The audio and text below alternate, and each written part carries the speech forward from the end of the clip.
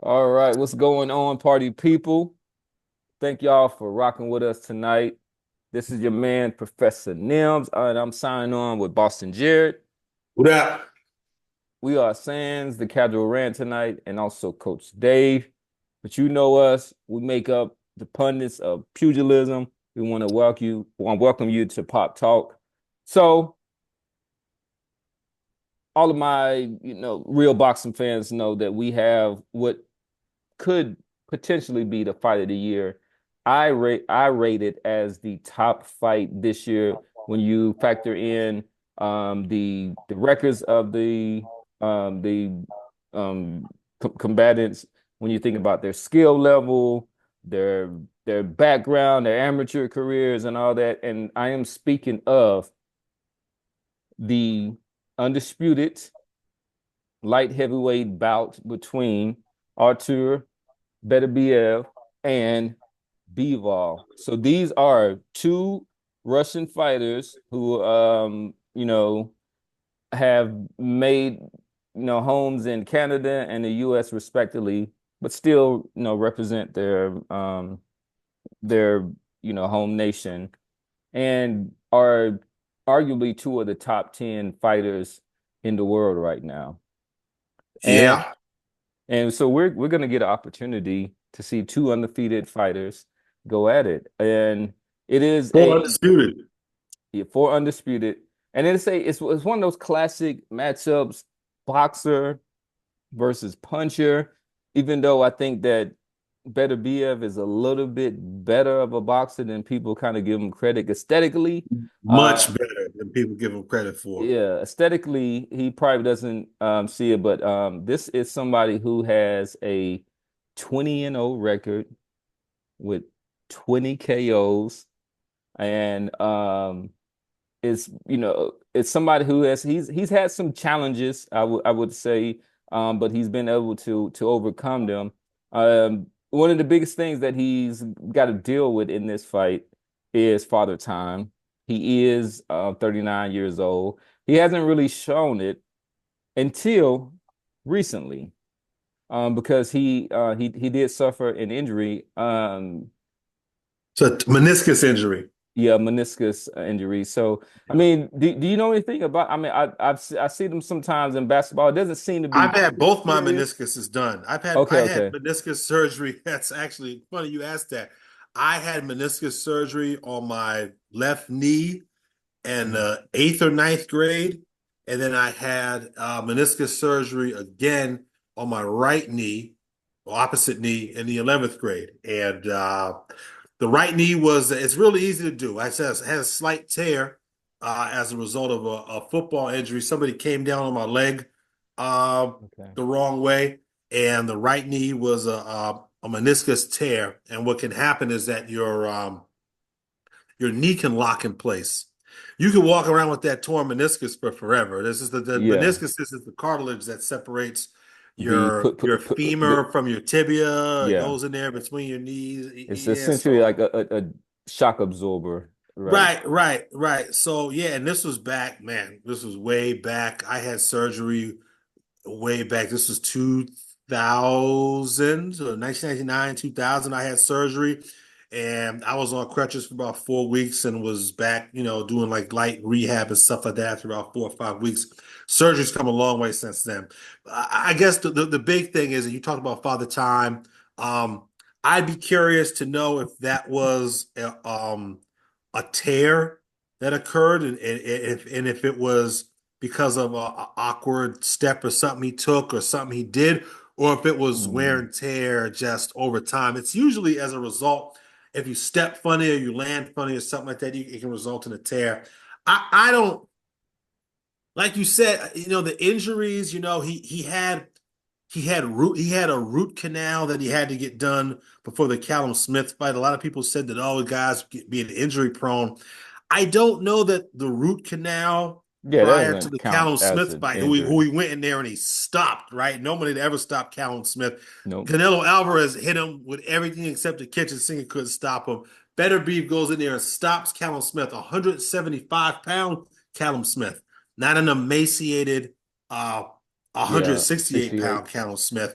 And then who was that was the last guy he beat, right? Was Callum Smith. That's how he got the was it? Or was it somebody else he beat after Callum Smith? I can't remember.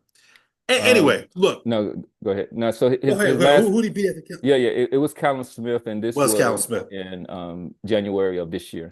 Yeah, I guess I said that to say this. I don't know that Father Time has shown up with this guy just yet. The outside the ring injuries, I don't know that when I look at Father Time affecting a fighter, I'm looking at a guy, I'm looking at speed, timing, reflexes, and your legs. You still got that bounce in your legs and you still bounce around. And he can still do all of that, man. This guy is relatively fresh. Um, he wasn't really the standout amateur that my man who was the guy Bivol. that What you well talking well about? not necessarily Bivol. There was the guy who fought on the Russian team. He was a guy that fought Jamal Charlo. I thought he boxed Jamal Charlo's head off. The guy's name was he's arguably one of the greatest Russian amateurs ever. One of the greatest amateur fighters ever. Whose name Oh, you talking about Derevyanchenko. Is that you talking Nah, about? Derevianchenko is Ukrainian. His name escapes me. It'll come to me here in a second. Point is, um, Beterbiev does not have the same type of wear and tear, I think, that a lot of the other Eastern European amateurs do. Even if he does, I haven't seen it in the ring. And stylistically, I don't know that a decrease in his speed, his reflexes is really going to affect him the same way it affected a guy like Roy Jones, as an example. When Roy Jones, when that when his superpowers started to dissipate, that uncanny speed and the timing and the reflexes, Reflex, once that yeah. stuff started to go, Roy Jones' ability, his caliber, his he declined rapidly once Yeah, that it shit was a very happened. precipitous fall for him, and right, you Exactly. don't kind of see it at a gradual. Well, By so way of contrast, though, just real quick, by way of contrast, a guy like B Hop, as he got older and as his abilities began to decrease, it didn't really present itself as drastically as it did with Roy Jones because of the style of fighter that B Hop exactly, was. exactly. Also, So, the caliber of the competition, but I think it's the same applies here with Better B. subject, but I think with B Hop, he was technically just a lot better and kind of more responsible, and then his style wasn't a quick twitch style, and Same with Better Beef. I don't think yeah, Better Beef has a quick twitch style, and he does not have. B Hop didn't have lead in his gloves the way that Better Beef has got just that clubbing power when he hits guys. It it's shocking. Yeah, it's yeah, because shocking. remember you guys several fights ago, you and Dave were critical of his technique. You guys called him an arm puncher, and I said, hey, I said that today with somebody. So you don't think he's an arm puncher? no, he does punch with his arms, Cam. He is an arm Oh, puncher. okay, But when yeah. you can arm punch and hurt guys, that's his gift. Like, Oh no, Nassim Richards used to always say that all these fighters have gifts. Like with Floyd, he used to say that Floyd's gift was his conditioning. conditioning, and like I Beterbiev's mean, gift yeah, is his power. it is. And because I mean, Floyd has a great boxing mind, so like let's not, Yeah. But his yeah, gift, Nassim Richards used to say his gift was his conditioning. That was his God-given gift. Beterbiev's gift is his power. He can arm punch you and really, really hurt you. And that's a significant ability to have, especially when you're in there fighting against a smaller guy like Bivol, who to me probably should have been a career 168 pounder. I mean, this guy should have been a guy who campaigned at 168 for the majority of his career, moved up later. He's campaigning, he's always fought at 175. His ability has taken him a long, long way. And that's that we should make note of that. Bivol is a technically very, very good fighter. Technically very, very good. he is. Um, I think he's I to me when you speak of gifts, I think that his feet are he has very educated feet, the way that he moves in and moves out. Um, his punches are pretty technically sound. I sometimes have an issue Predictable. that's what I was gonna say. I sometimes have an issue with his punch selection and whatnot. It's kind of very amateur. It almost kind of reminds me of a Clarissa Shields in that, right? It's just that like I'm gonna just kind of throw. It's gonna be rapid fire and It's all one that, two one two. and it's It's like, and it's mic not check, really one two exactly, one two. and it's not like looking for openings. Or not only that, the right, we know that the punch that hurts the most is the punch that you don't see.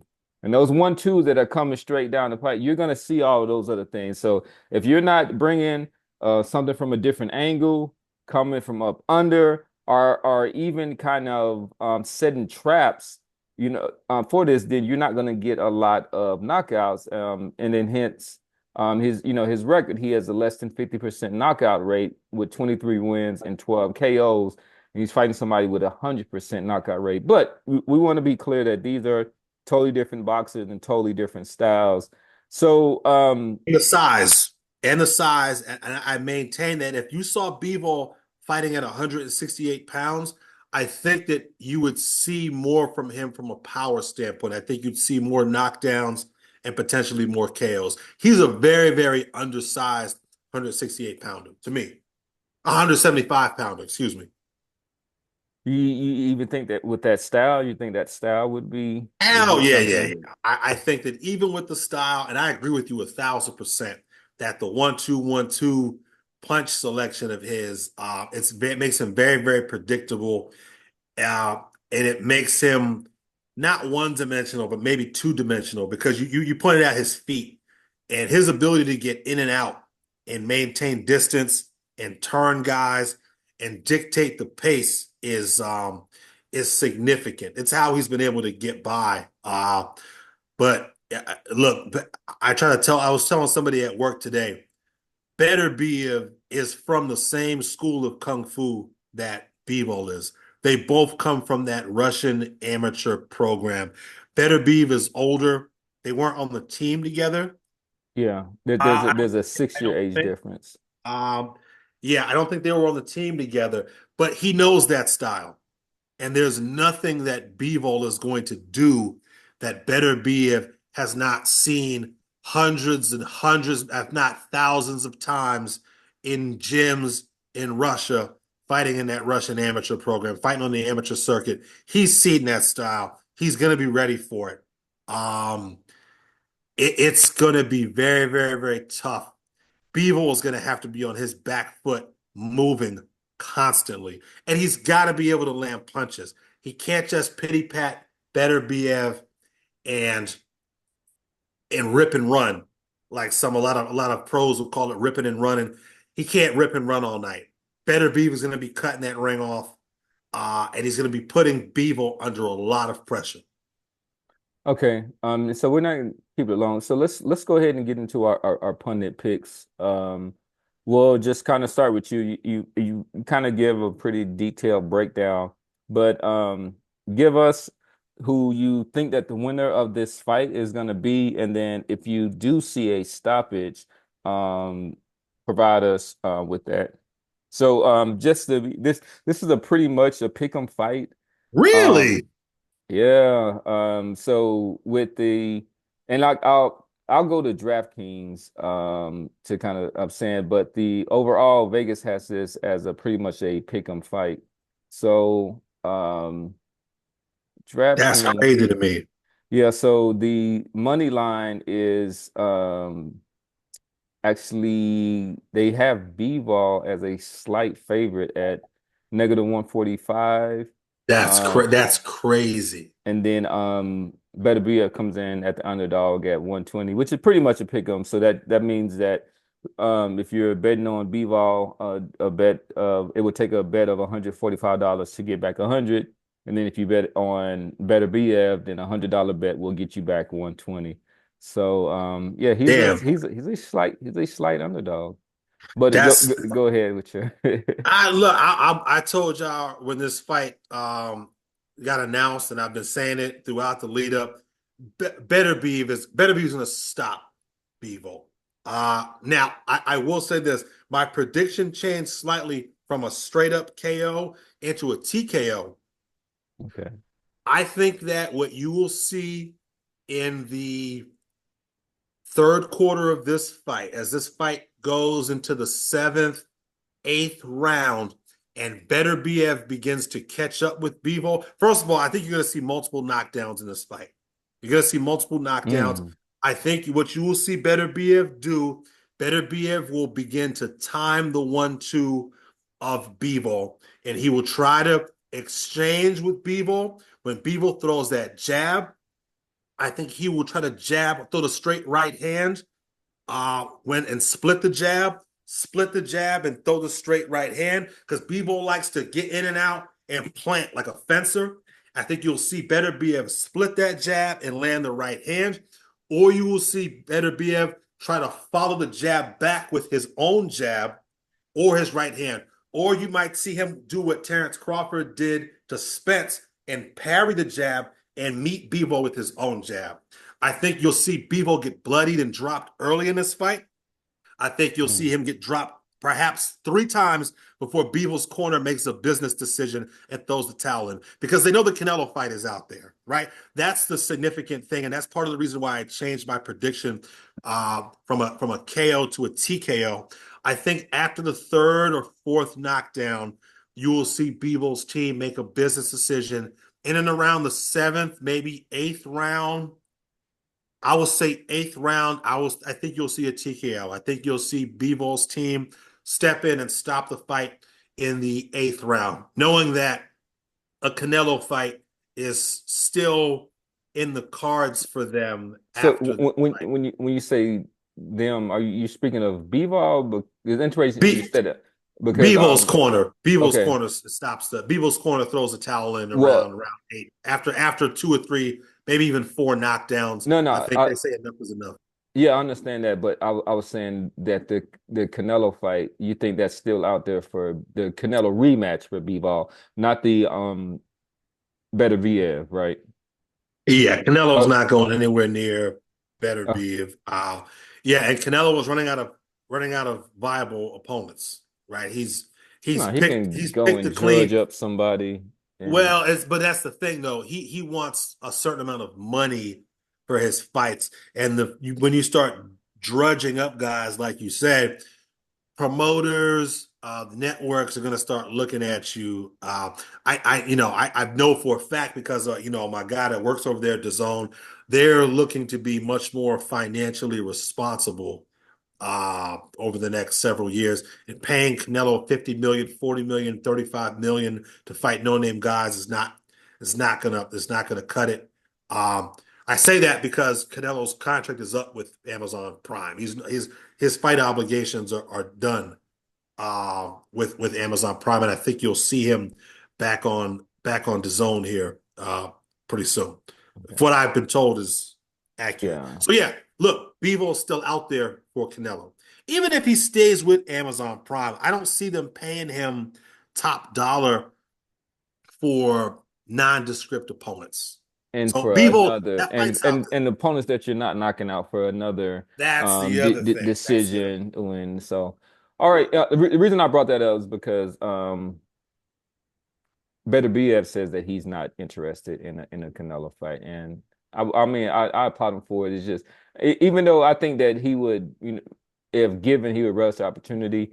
He's not going to be out there singing and dancing and giving in to all of these Good. kind of demands and stuff like that. And I'm like, go ahead. He's a really disciplined fighter and all this other stuff. He doesn't need the accolades. He's good with the money that he's making and stuff like that. And I don't want to I think we're giving Canelo too much kind of airtime anyway. But with that said, I'm gonna keep it simple. I have Artur Beterbiev winning also by KO or TKO. I think it would take at least until the ninth round. Um, I don't, as far as the multiple knockdowns, I'm not sure because I'm not sure if has ever been dropped. But No, I will I don't think say, he has. yeah, I'm thinking that because Artur Beterbiev, he's become the master of the kind of the late knockout, and I could see him stopping. Bivol in the around the 11th in the 11th round. But I think that he is going to it's going to take him a few rounds to adjust to the speed, the movement, but he is a classically what so he's been through the amateurs. He's fought so many people who have fought on the back foot, have used movement. So they have been working tirelessly during this camp and cutting off the ring, setting different traps. And I think that Beterbiev's underrated boxing skills will come to light, and he just has to touch you. This guy is almost in the same vein as a George Foreman, I want to say, but all he had to do was kind of lay his hands on you a couple of times, and you're gonna feel it. And I think that he is. I think the legend of Artur Beterbiev just goes and continues. This is a kind of a an um not underrated, but kind of this is a phenomenon in boxing that hasn't really been getting the press and the push that he might deserve. But hopefully this fight will work towards it, right? He's had a pretty good he's fought some good opponents, but none as high profile as a Saul Canelo Alvarez. But with that said, before we're gonna end this segment real quick, but this was something that I was thinking about. Who do you think has faced the better competition Between who and who? between Artur Beterbiev and Dmitry Bivol? I would say that Bivol has faced the better opposition, but I will Mhm. say that Beterbiev has the better win. His win against Vosdick, I think, That's a trumps good one. Bivol's win against a Canelo who was moving up um, into a division that he's only fought in once. Vosdick, prime Vosdick, is the same guy that beat Adonis Stevenson into a coma. That version of Vosdick was not to be fucked with. And Vosdick, to this day, I think has pushed Beterbiev further than any fighter has pushed Beterbiev. So I Mhm. think if we're looking at it in terms of the GPA, like if we're using the GPA as kind of like an analogy, I think that Bevol's got the better GPA with wins against like Jean Pascal, Joe Smith. He's beat quite a few guys. Uh, Beterbiev's got the better, more definitive win in the division. So the answer to your question is Bevo's fought better guys overall, but Beterbiev has the better win out of the two, if that makes sense. Yeah, it does. I was just kind of thinking about it at this time, and I think that's a good argument or whatnot. But I would just but if you look at it, particularly between 2000 and like 19 to I should go the other way, like between 2017 and 2019, he kind of fought a murderous role. Speaking of Bivol, when it comes to the light heavyweight division, and these were mostly the decision wins. He did have some stoppages, like with Sullivan Barrera. He actually stopped in the 12th round, but That's the last guy I think he stopped was Sullivan Barrera. But well, yeah, except for yeah, he beats. no, his last fight was it was kind of it was a late replacement, Oh, but Lyndon Arthur. no, Malik Zenad or whatnot, but he's kind of a I didn't no remember name, that but fight. yeah, exactly. But it was part of Riyadh, but it was he wasn't supposed to fight him. It was a late replacement, and he ended For up oh, stopping that's him. right, because Beterbiev, because of the injury to Beterbiev. Yeah, Yeah, sneakily, Bivol has got one of the better resumes in boxing, in my opinion. He's got a pretty good resume. You know, with the he because he beat Cal he beat Joe Smith. He boxed Joe Smith's eyes out. Got hurt bad a couple times in that fight he too. did get hurt in that fight. Walked it off, and I really did a good job outboxing Joe Smith. Really did a number on Jean Pascal. Boxed Suldo's eyes out. Boxed, boxed Canelo, won that fight decisively. I thought not really super impressively, but decisively, 11-1, 10-2 Canelo. Um, and there are some other guys too. I don't have box rec pulled up. Beterbiev, you've got Bostic, Yard, Callum Smith, Callum Johnson, He beat Joe Marcus. Smith. You don't remember that destruction of He Joe did Smith? destroy Joe Smith. Damn, he did beat Joe Smith. And then he beat the Destroyed dog him. shit out of Marcus Brown too, didn't Marcus he? Brown. Yep. Marcus Brown headbutted his ass and everything, man. He beat the earth, wind, and fire out Marcus Brown. Damn, it might be close, Cam. Yeah. It's close. It's really close, Cam. Now that we talk about it a little bit more, it's close. Because Yeah, the that common was. opponents that they have, what Joe Smith, I mean, he And I think, yeah, really Callum. I mean, it was like shocking. Like and I think at the time, Joe Smith had never been down before. and And Joe Smith's a cruiserweight. Joe Smith had never been down, and Joe Smith is a motherfucking cruiserweight. He's he, gigantic. it Joe was, Smith looked like he was in there with a. He looked like he when he first time he got dropped. Joe Smith looked like he got hit with a cinder block. He was looking around like, what the fuck just happened? Yeah, damn, I forgot about that. This he got Joe Smith out of there in like 3 rounds, 2 rounds, or something like that. Yeah, I think it was two, but I Yeah, sometimes go back and watch that. That is just you want to see a destruction, and I think it was Joe Smith. It was in his hometown, and he had a lot he of kind of momentum behind him. But oh, he beat the hell out of he Joe Smith. just threw all of him. Remember Joe Smith, who was famous for knocking Bernard Hopkins Bernard out of out the out of the ring. ring, right? An elderly Bernard Hopkins, but still, he had Bernard Hopkins scalp on his resume. Damn, it But might be close, Kim. It might be close. It might be close. I'm gonna stick to what I said, but it's closer now that I talked it out a little bit. It might be a little bit closer. all right, all This right. fight won't be close though. This fight's not gonna be close. Mm. This fight's not gonna be close. All right, with that, we're gonna go ahead and end this segment and jump into the second segment for the night. Make sure that you like and subscribe. I can subscribe.